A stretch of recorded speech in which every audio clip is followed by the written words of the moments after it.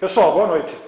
Meu nome é Guilherme e eu estou aqui hoje para falar um pouquinho sobre motores, né? Então, nós utilizamos motores nos projetos quando a gente utiliza o Arduino, né? Motores no Arduino é muito comum, né? E também é muito importante. Normalmente se utiliza pequenas fontes assim, e os motores são pequenininhos assim, ó. Tá certo? São motores usados aí na robótica, tá ok? E enfim, em vários outros tipos de experimentos aí que são feitos, os projetos aí no Arduino, né? Então, de maneira que motores são muito utilizados nos projetos quando a gente utiliza essa plaquinha aqui, o Arduino. Agora veja bem, o que seria um motor e qual a sua importância? Então, olha, eu coloquei um motor aqui para a gente poder analisar um pouquinho.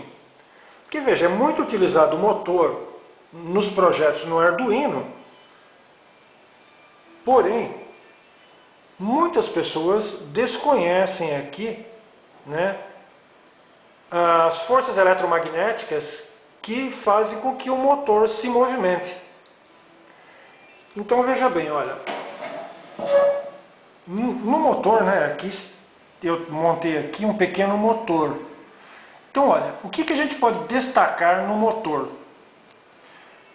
O motor basicamente ele tem uma parte que é fixa, né, que é o estator. São essas partes fixas. A gente chama de estator. E a parte que gira dentro, assim, ó, tem uma parte que gira internamente o motor. Isso daqui é o rotor. Então, olha, veja bem, no motor, né, a gente destaca isso daí, essas duas partes importantes aí. O estator, né, são as partes que ficam fixas, e o rotor, que é a parte que gira, que roda. Por isso que fala rotor, né?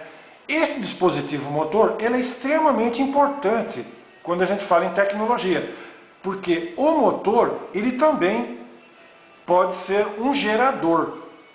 Se você usar ele inversamente, ele pode se tornar um gerador, né? Aqueles que utilizam numa usina hidrelétrica, por exemplo, aquelas turbinas, são geradores, o princípio de funcionamento é igualzinho esse aqui, né? Então, o motor, se você utilizar ele inversamente, ele pode ser um gerador também, gerar energia, ok? Aqui no caso do motor, ele vai gerar movimento. Se você acoplar uma hélice ali, por exemplo, o que vai acontecer? A hélice vai girar, né? Tá ok? Então, você pode ter aqui o motor, e se você usar ele de maneira inversa, ele vai se tornar um gerador. Igualzinho aquelas turbinas, aqueles geradores que existem em usinas hidrelétricas, ok? Para gerar energia. Tá certo? Então, agora aqui, ó, existem forças, cargas elétricas em jogo aqui. Então o dispositivo ele é eletromagnético, né? Ok? Então tem aqui o campo, os polos magnéticos, né? Aqui no estator, né? Então veja, cargas iguais, elas se repelem e cargas diferentes se atraem. Então, quando eu ligo o motor, o que acontece? O choque de cargas elétricas faz com que o motor se movimente. Observe.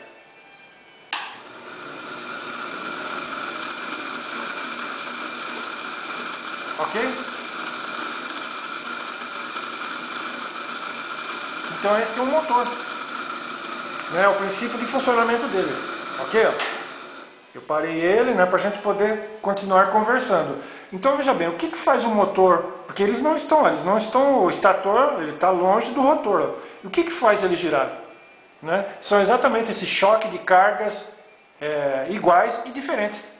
Tá certo? Então cargas iguais, cargas elétricas iguais, elas se repelem. Então cria esse choque. Aí, ao se repelir, né, tem as cargas elétricas diferentes, né, positivas e negativas, e isso faz com que o rotor se movimente dentro do estator. Ó. Eu vou fazer novamente. Ó. Tá certo? Então esse daí é o princípio de funcionamento do motor, né?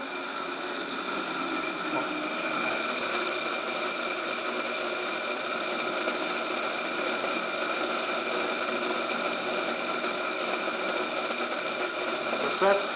E como eu disse, os pequenos motores assim, ó, são muito utilizados na robótica, aí, quando a gente utiliza essa plaquinha aqui, o Arduino. Né? Por isso que é interessante a gente analisar o princípio de funcionamento do motor, porque a gente muitas vezes utiliza os pequenos motores assim, mas não sabe o que provoca o movimento, né, do motor, quando a gente utiliza aqui nos experimentos, assim, que a gente faz, diversos experimentos que são feitos no Arduino, utilizando esses pequenos motores. Então, o princípio de funcionamento é esse aqui que eu falei, né? Temos a parte fixa, que é o estator, a parte móvel, que é o rotor, né? E o choque de cargas elétricas aqui, positivas e negativas, que faz com que o rotor se movimente. E também, como eu disse, né, o motor, se você usar ele inversamente, ele pode se tornar um gerador de energia, semelhante àqueles que são utilizados nas usinas hidrelétricas. Tá certo? Então, seria esse a explanação minha de agora, né? Tá certo? Muito obrigado pela atenção e até um outro projeto.